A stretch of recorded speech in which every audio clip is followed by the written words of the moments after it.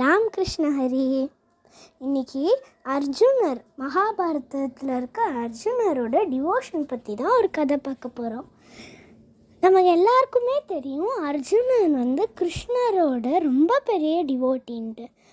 ஆனால் கருடனுக்கு ஒரு தாட் இருந்தது, நான் தான் பெரிய டிவோட்டி மகாவிஷ்ணுவுக்கு அப்படின்ட்டு ஒரு தாட் இருந்தது.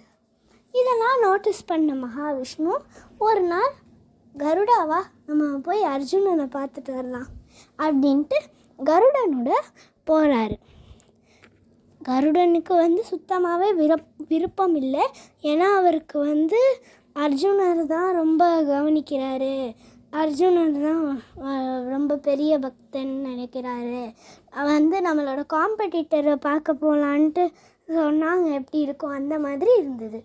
ஸோ அவர் போன உடனே அர்ஜுனர் தூங்கிட்டு இருந்ததை பார்த்தோன்னே, சரி தூங்கிட்டு இருக்கான், டிஸ்டர்ப் பண்ண வேண்டாம் அப்படின்ட்டு மகாவிஷ்ணு காலமுக்கி விடுறார் அவருக்கு. அதை பார்த்த கருடனுக்கு ஒன்றுமே புரியல. இன்னும் இவ்வளோ பக்தியா, இவ்வளோ பேர் வாங்கியிருக்காரு மகாவிஷ்ணு கிட்ட அப்படிங்கிற ஒரு தாட் இருந்தது. ஆனாலும் அவருக்கு அர்ஜுனரோட மகிமா அப்போ புரியலை. இதெல்லாமே நோட்டீஸ் பண்ணார் மகாவிஷ்ணு.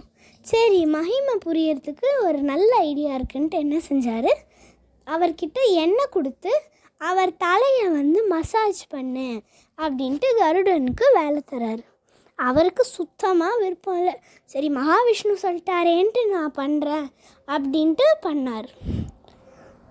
அப்போ அவர் பண்ண போது